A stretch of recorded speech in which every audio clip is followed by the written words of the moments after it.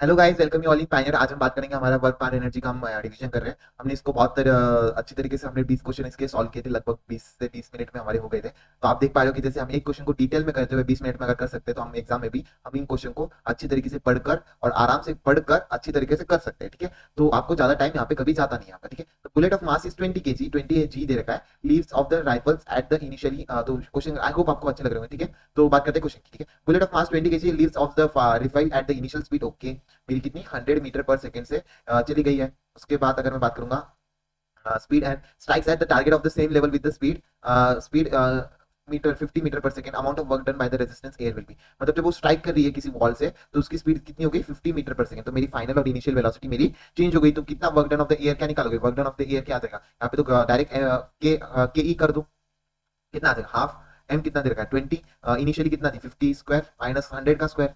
इस तरीके से जब करोगे तो आपको आंसर यहाँ पे आराम से आते हुए देखने को मिल रहा है। कितना देखने को मिलेगा? हाफ इंटू 20 इंटू 2500, 2500 देखने को मिलेगा। इसको 10 से इंटू कर दो, यहाँ पे कितना देखने को मिल रहा है आपको?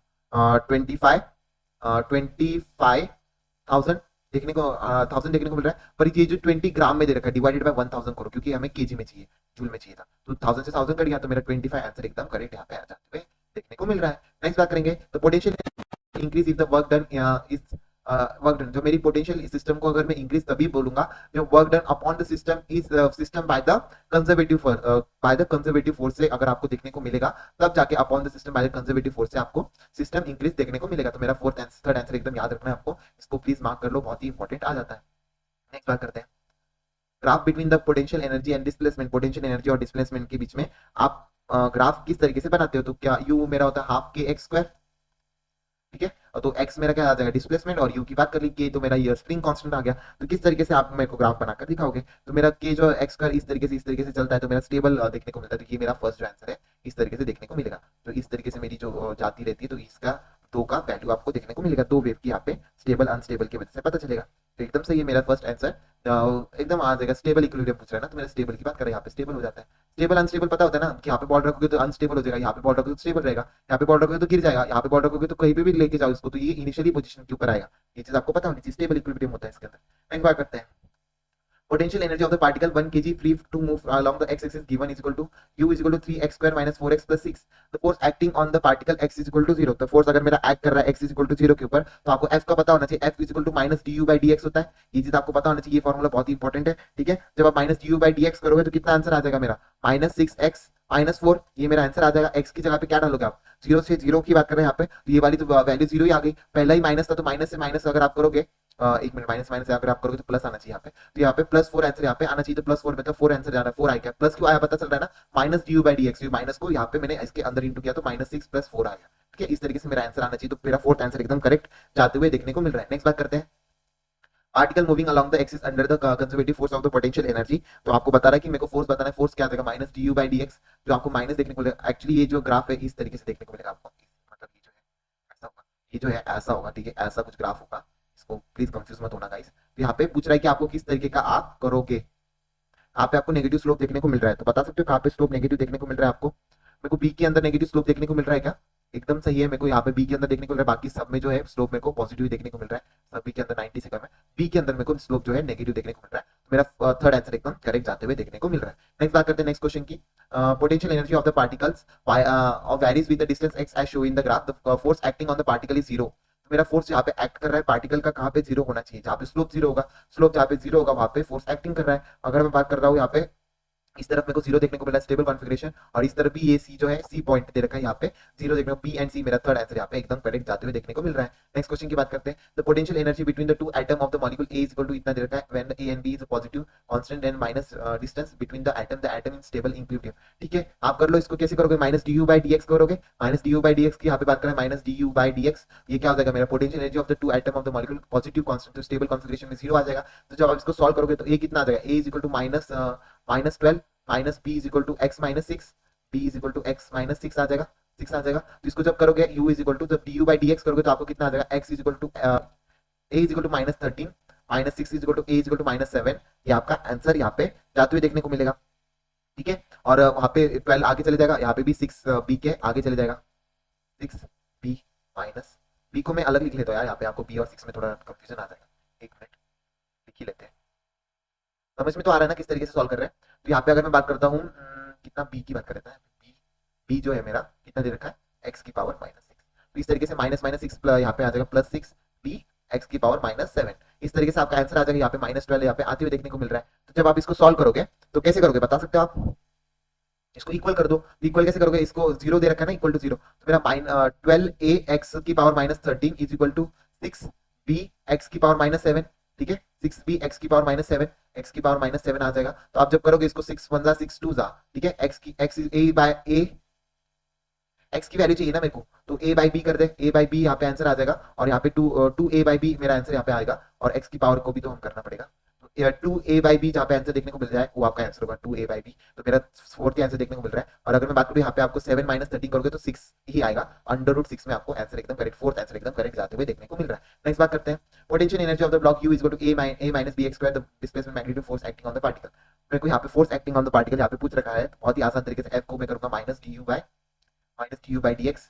तो a के ऊपर तो कुछ भी नहीं, तो a0 हो गया, माइनस कितना आ जाएगा, माइनस और माइनस b कितना आ जाएगा, x x 2x 2bx मेरा आंसर आ जाएगा, और मेरा f जो है प्रोपोर्शनल टू द x हो जाएगा। तो मेरा सेकंड ऑप्शन एकदम सही जाते हुए देखने को मिल रहा है। ठीक है, प्लस 2bx मेरा आंसर यहाँ पे जाते हुए देखने को मिल रहा है। u is equal to x square minus 2y minus, ये इस तरीके के जो फॉर्मूले होते हैं आपको बता दिया है कि अगर आपको du बाई dx अगर आप करते हो, du बाई dx अगर आपको करना है तो सिर्फ x को ही कांस्टेंट रखो, x को डिफरेंशिएट करो, बाकी सबको 0 कर दो। तो x में कितना दे रखा है मेरे को 2x, तो -2x आई कैप देखने को मिल रहा है।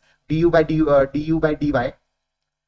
बाई dy मेरा माइनस du बाई dy मेरा जो है माइनस की अगर मैं बात करता हूँ तो मेरा क्या आ जाएगा, यहाँ पे सिर्फ y आ जाएगा, y आ जाएगा। ठीक है, माइनस du बाई dz की अगर मैं बात करूंगा तो कितना आ जाएगा, -3 z आ जाएगा। z को क्या लिखते हैं हम, k कैप, y को क्या लिखते हैं, j कैप, i को x को क्या लिखते हैं, i कैप। तो यहाँ पे पहले लिख दिया मैंने, तो -2 i cap plus j cap -3 k cap, -2 x i cap -2 j cap -3 k cap. तो ये मेरा आंसर आना चाहिए। तो मेरा आंसर क्या आ रहा है यहाँ पे, फर्स्ट आंसर एकदम सही देखने को मिल रहा है क्या मेरे को?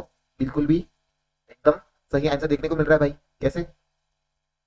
यहाँ पे तो माइनस भी आएगा ना, सभी का माइनस आएगा, तो मेरा फर्स्ट आंसर एकदम सही जाते हुए देखने को मिल रहा है। ठीक है, नेक्स्ट बात करते हैं, u is equal to xy plus yz plus zx, find the force in the terms of the xyz के टर्म्स में आपको निकालना है। तो कर लो, यहाँ पे x को डिफरेंशिएट करो, सिर्फ x को डिफरेंशिएट करोगे तो आपको x plus y plus z देखने को मिलेगा जब आप करोगे। उसके बाद जब आप y को डिफरेंशिएट करोगे तो y को तो 0 कर लो, y के साथ कौन कौन से टर्म दे रखे, z plus x यहाँ पे आते हुए देखने को मिल रहा है, z plus x आते हुए देखने को मिल रहा है। जब z को करोगे तो z के साथ दो टर्म देखते y plus x देखने को मिल रहा है। सबके सामने, इसके सामने i कैप लगा लो, इसके सामने j कैप लगा लो, इसके सामने k कैप लगा लो, और सबके सामने माइनस लगा दो, जो आपको आंसर देखने को मिल जाए वो आपका करेक्ट आंसर आ जाएगा। तो मेरा फर्स्ट आंसर एकदम करेक्ट आ गया। समझ में आ गया किस तरीके से किया? पहले हमने टाइम लिया, बाद में हमने अच्छे तरीके से कर लिया। नेक्स्ट बात करते हैं, to G grass reduce 20 centimetre okay radius, how much work done. तो ये कितना वर्क डन करेगा, तो आपको मेरे को बताना जी कितना वर्क डन करेगा, mgh ही करेगा ना भाई।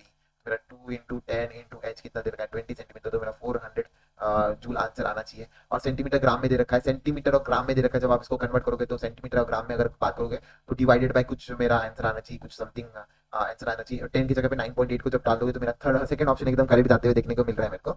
400 से कम मेरा 3.92 मिली जूल आ जाएगा। मीटर में चाहिए था क्योंकि आपको ये 20 को सेंटीमीटर में कन्वर्ट कर लो, ये 2 kg को ग्राम में कन्वर्ट करो, मतलब डिवाइडेड बाय 1000 भी करो, इनटू सेंटीमीटर को 100 से भी करो। तो इस तरीके से आप करोगे तो आपको इनटू 100 भी करो तो यहाँ पे 100 से 100 करेंगे 30 के ऊपर चले जाएगा। तो कुछ ऐसा समथिंग आंसर आपको आते हुए देखने को मिलेगा अच्छे तरीके से। मेरा सेकंड ऑप्शन यहाँ पे जाते हुए देखने को मिल रहा है। नेक्स्ट बात करते हैं नेक्स्ट क्वेश्चन की। Figure show in the selection frictionless surface, एक block 2 kg is release from the, यहाँ से रिलीज किया है, तो reaches at the point C the, मेरा kinetic energy at the point C यहाँ पे पूछ रहा है। तो पॉइंट सी के ऊपर आपका कितना आंसर यहाँ पे जाएगा, तो पॉइंट सी में डायरेक्ट mgh लगा लो, mgh। तो mgh अगर मैं बात करता हूँ तो मास कितना दे रखा है 2, g कितना दे रखा है मेरे को 10, और h कितना दे रखा है मेरे को, h कितना आ गया 7 मीटर दे रखा है, 7 मीटर कर दिया है। तो मेरा 140 जूल आंसर यहाँ पे एकदम करेक्ट जाते हुए देखने को मिल रहा है। तो मेरा सेकंड ऑप्शन एकदम करेक्ट जाते हुए देखने को मिल रहा है। तो यहाँ पे सेकंड ऑप्शन यहाँ पे एकदम करेक्ट जाते हुए देखने को मिल रहा है एकदम। A sphere of mass m moving with the velocity v enters in a hanging bag of the stand and stop. If the masses of the bag is m and the rises by the height h, then the velocity of the sphere was. तो velocity of the sphere की अगर मैं बात करता हूँ तो आपको यहाँ पे velocity of the sphere को किस तरीके से निकालोगे, तो आपको बता दिया है। अगर मेरी जो है बड़ा बैग है, यहाँ पे क्या कह रहा है, मेरा हैंगिंग बैग है जो बड़ा है, एकदम मास बड़ा है, उसमें छोटा सा मास जो है मेरे को उसके जाके अटैच कर रहा है, और फिर ये कुछ वेलोसिटी गेन कर रहा है। तो मेरा पहले जो मास की वेलोसिटी mv, पहला जो रेस्ट के ऊपर होगा तो मोमेंटम कंसिडर करूंगा मैं 0। उसके बाद फाइनल मोमेंटम में जो मेरा mass small h into v कितना आ जाएगा, मेरे को v डैश ही तो निकालना है। बहुत आसानी से आ गया, m small m by v upon small m plus capital M। मेरा v नॉट की वैल्यू आ गई। इस तरीके से मेरा वैल्यू आ गई। जब मेरी v नॉट अगर आ गई है तो आप आपको क्या बोल रहा है, देन द हाइट, हाइट पूछ रहा है ना मेरे को, हाइट कितना ऊपर जाएगा, कितना हाइट वेलोसिटी से, then the velocity of the sphere. तो कुछ हाइट के ऊपर भी जा रहा है, जब कुछ हाइट के ऊपर चले जाएगा तब की वेलोसिटी मेरे को बोल रहा है। तो मेरा इनिशियली तो यहाँ पे वी नॉट आ गया, तो यहाँ पे क्या की वी मेरे को निकालनी, तो कैसे निकालोगे, एच की वैल्यू अगर निकालोगे v naught square by 2g आ जाएगा, v naught square by 2g आ जाएगा। तो आप इसको आराम से वी नॉट की जगह पे वैल्यू डाल दो, तो कितना आ जाएगा, वी नॉट की स्क्वायर की अगर बात कर रहा है तो M V by small M है, small M by M plus M का whole square in divided by 1/2g। मेरा आंसर आ जाएगा एच की वैल्यू, देन द वेलोसिटी आ जाएगी, इसकी जो वेलोसिटी, ये वाली वेलोसिटी पूछी है मेरे को, ये वेलोसिटी मेरे को एच के टर्म्स में पूछी है, तो बहुत ही आसान तरीके से निकाल लूंगा मैं। इसको कैसे निकालोगे आप, तो बहुत ही आसान तरीके से अंडर रूट 2gh आ जाएगा और ऊपर चले जाएगा मेरा capital M by small m bracket में और डिवाइडेड बाय स्मॉल एम। तो मेरा फर्स्ट आंसर एकदम करेक्ट यहाँ पे जाते हुए देखने को मिल रहा है, तो मेरा फर्स्ट आंसर एकदम करेक्ट है। नेक्स्ट बात करते हैं, ball is released from certain height, losses 50% of the kinetic energy striking the ground, it will attain height again equal to। अगर मेरा बॉल रीच कर रहा है हार्ट में, लूज कर रहा है 50%, अगर मेरी हाइट लूज कर रहा है, अगर मेरा 50% ऑफ द लूज कर रहा है kinetic energy, it will attain height again equal to. तो अगर मेरा 50% लूज कर रहा है तो कुछ आधे ही हाइट अगर आपका ऊपर जाएगा, अगर मेरा एच से इधर गया तो 50% यहाँ पे लॉस हो गया, तो कुछ आधा ही ऊपर जाएगा। तो ये चीज आपको आनी चाहिए, half of the initial height. यहाँ पे सेकंड ऑप्शन एकदम करेक्ट जाते हुए देखने को मिल रहा है। नेक्स्ट बात करेंगे, mass of 0.5 kg moving with the speed 1.5 meter per second horizontal smooth spike collide with the nearly weightless string of the force is constant k is equal to 50 newton पर metre, the maximum compression of the spring will be. तो यहाँ पे COME लगा लो, conservation of mechanical energy. तो मेरी बात करो तो मेरा इनिशियल एम वी स्क्वायर आ जाएगा इज इक्वल टू, मेरा डायरेक्ट फोर्स में चला जाएगा हाफ के एक्स स्क्वायर, ठीक है, हाफ से हाफ तो कट गया, मास कितना दे रखा है 0.5, वेलोसिटी 1.5, के की वैल्यू कितनी दे डिवाइडेड बाय 50, एक्स की वैल्यू निकालूंगा मैं। किस तरीके से निकालोगे बता सकते हैं आप, मेरा जो है यहाँ पे 2 जीरो यहाँ पे नीचे चले जाएंगे, 5 से 5 कटेगा, तो मेरा कितना देगा 15 बाय यहाँ पे 2 जीरो, 3 जीरो नीचे आ गए मेरे। अगर मैं इसको 3/2 करता हूँ 200 आ जाएगा। तो इस तरीके से जब आप करोगे तो अंडर रूट 3 बाय, तो मेरा क्या आ जाएगा डिवाइडेड बाय 10, 3 को अगर मैं करूंगा तो अंडर रूट 3/2 आ जाएगा 1/10, ये मेरी एक्स की वैल्यू आ जाएगी। अगर आप इसको सॉल्व करोगे, जब आप इसको सॉल्व करोगे तो आपको आंसर देखने को आराम से देखने को मिल जाएगा। कितना आएगा, मेरी 3 की वैल्यू होती है कुछ बाहर आंसर आएगा तो कितना आएगा, अप्रोक्सीमेटली कितना आएगा बता दो मेरे को, मैं देखता हूँ यहाँ पे। कोई इधर मैं इससे करता हूँ तो 1.5 आंसर आ रहा होगा अंदर, 1.5 अगर आंसर आ रहा है तो 15 का स्क्वायर कितना होता है, 15 का अंडर रूट कहाँ पे देखने को मिलता है आपको, 15 के आसपास कोई है, 4 पॉइंट कुछ होगा ना, 4 से कम होगा, 4 4 16 होता है ना, 4 होता है, 4 से थोड़ा कम होगा, 4 से कितना कम हो सकता है मेरा, 3 पॉइंट समथिंग। तो ये 1.5 दे रखा है, 1.5 अगर दे रखा है तो 2 का दे रखा है, 2 का कितना होता है 141 होता है, 1.5 अगर होगा तो उसमें 1.4 से भी कम होगा, तो 0.12 मेरा आंसर आना चाहिए। तो सेकंड ऑप्शन मैंने कर लिया अप्रोक्सीमेटली, आप तो सॉल्व कर लेना किस तरीके से, आप देख लेना, अगर मेरा गलत होता है तो उसको भी आप बता देना कमेंट। तो block of M is moving in the frictionless horizontal table, ठीक है, तो इसमें भी मेरे को क्या बोल रहा है, कोलाइड विद द स्प्रिंग के constant is the length is L, the maximum momentum of the block after the collision, maximum momentum मेरा आफ्टर द कोलिजन कितना होगा। पहले कंजर्वेशन ऑफ लीनियर मोमेंटम कर लेता हूँ, मास इससे वेलोसिटी निकालेंगे फिर मैक्सिमम निकालेंगे, तो half M V square is equal to half के एल स्क्वायर, अभी एल मीटर लेंथ दे रखा है ना मेरे को, तो हाफ से हाफ कटेगा, मास वेलोसिटी कितनी आ जाएगी मेरी के एल अंडर रूट में के बाय एम, मेरी इस तरीके की वेलोसिटी आ जाएगी। और मेरी मैक्सिमम वेलोसिटी, मैक्सिमम मोमेंटम कितना होता है, मैक्सिमम मोमेंटम मेरा होता है एम वी की बात कर रहे हैं, तो एम के अंदर डाल लो तो मेरा कितना आ जाएगा, एम के अंदर अगर डालोगे तो एल अंडर रूट एम के आएगा, तो यहाँ पे एल अंडर रूट एम के आएगा। तो ये देखने को मिल रहा है आपका अंडर रूट यहाँ पे देखने को मिल रहा है, एल अलग है अंडर रूट एम के, तो थर्ड आंसर एकदम करेक्ट यहाँ पे जाते हुए देखने को मिल रहा है। नेक्स्ट बात करते हैं नेक्स्ट क्वेश्चन की, ball of mass 1 kg released from the top of the tower of the pizza, kinetic energy generated after falling through the 10 metre. भाई साहब अभी मेरा कंप्यूटर लैग कर रहा है, आपको इसमें करना है किस तरीके से, आपको यहाँ पे वेलोसिटी ऑफ द ग्रेविटेशन अच्छी तरीके से यहाँ पे करना है।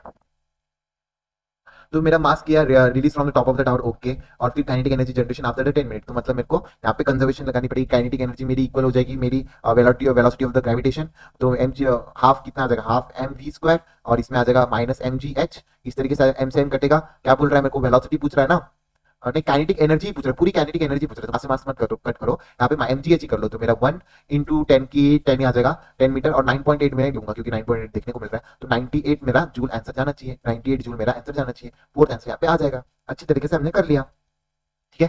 नेक्स्ट बात करते हैं, माइनस नहीं आएगा इसमें क्योंकि ऊपर से नीचे जा रहा है ना, तो पॉजिटिव आएगा, कहाँ से, ये टॉप ऑफ द टावर से मेरा नीचे घुस रहा है ना, तो पॉजिटिव आएगा, ठीक है, तो इस तरीके से आएगा। उसके बाद stone is projected vertically up with the maximum height H दे रखी है मेरे को। उसके बाद अगर मैं बात करूं ratio of its kinetic energy to the potential energy at the height 4h/5 will be, तो कर सकते हो क्या आप, ठीक है, आपकी क्या दे रखी है, काइनेटिक एनर्जी और पूरी टोटल एनर्जी दे रखी है। यहाँ पे टोटल एनर्जी अच्छी अच्छे से दे रखी है। तो टोटल एनर्जी कितनी होती है मेरी, टोटल एनर्जी यहाँ पे कंजर्व रहेगी। टोटल एनर्जी मेरी कितनी कंजर्व रहेगी, यहाँ पे कुछ हाइट के अंदर मेरा 4h/5 लिखूंगा, उसके बाद कुछ काइनेटिक एनर्जी आएगी और टोटल लास्ट में कितना आ जाएगा, mgh कुछ ट्रैवल करेगा ना मेरा, और plus zero kinetic energy zero हो जाएगी। तो काइनेटिक एनर्जी मेरी कितनी आ रही है, काइनेटिक एनर्जी आ रही है मेरी 7 mgh/2, माइनस नहीं माइनस आएगा तो एम mgh/5 आ जाएगा। ठीक है, mgh/5 आ जाएगा, 4 mgh/5 आ जाएगा। तो mgh/5 मेरे काइनेटिक एनर्जी आ गई। पोटेंशियल एनर्जी को आप आराम से निकाल सकते हो। Potential energy potential energy eight height इतनी दे रखी है, तो kinetic energy upon potential energy को निकाल सकते हो आप। तो काइनेटिक एनर्जी कितनी आ गई मेरी mgh/5, और पोटेंशियल एनर्जी दे रखी है mgh4 इंटू डिवाइडेड बाय 5, 5 से 5 कटेगा, mgh से mgh कटेगा, तो 1:4 आंसर यहाँ पे जाते हुए देखने को मिल रहा है। तो मेरा थर्ड आंसर एकदम करेक्ट जाएगा। समझ में आ गया, आई होप सो। उसके बाद करेंगे, initially mass m is held such that the spring is released from the colloidal mass of the suddenly release the maximum elongation। Suddenly जब आप कट करते हैं तो आपको पता होना चाहिए mg/2 के आंसर आ जाता है मेरा, mg/2 के मेरा आंसर आ जाता है, तो 2 mg/k मेरा आंसर आ जाता है। तो ये चीज आपको पता होनी चाहिए, जब मेरा सडनली डिक्रीज करते हैं तो आपको 2 mg/k आंसर यहाँ पे आना चाहिए। तो मेरा आंसर क्या जाएगा,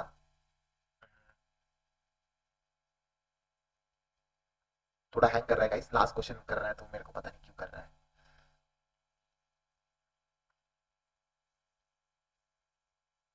ठीक है, तो नहीं 2 mg/k है मेरा आंसर जाता है जब सडनली हम ब्लॉक को कन्वर्ट करते हैं। नेक्स्ट क्वेश्चन करते हैं गाइस, लास्ट क्वेश्चन रहेगा ये हमारी पार्ट 2 का। थोड़ा सा मेरा जो सिस्टम है थोड़ा सा हैंग कर रहा है, थोड़ा लैग कर रहा है, तो आप प्लीज इसको देख लेना। इसके बाद ये बात करेंगे, वेलोसिटी वी नॉट दे रखी है। ठीक है, mass on the smooth spring constant case the maximum compression, I think so इसको देख लिया था हमने, half mv² v naught square is equal to half kx²। ठीक है, तो हाफ से हाफ तो कट गए थे, मेरे m/k आ गया था मेरा आंसर, m/k मेरा आंसर आ गया था, और वी नॉट बाहर चला गया था, m/k आंसर अंडर रूट में। तो मेरा सेकंड ऑप्शन एकदम करेक्ट जाते हुए देखने को मिल रहा है। तो इसी के साथ आपका जो है पूरा पार्ट 2 खत्म होता है guys. Thank you so much, I hope आपको अच्छा लगा होगा। अगर अच्छा लगा होगा तो थैंक यू सो, आप do like comment and subscribe to my channel. Thank you so much once again, see you in next video. Thank you so much guys.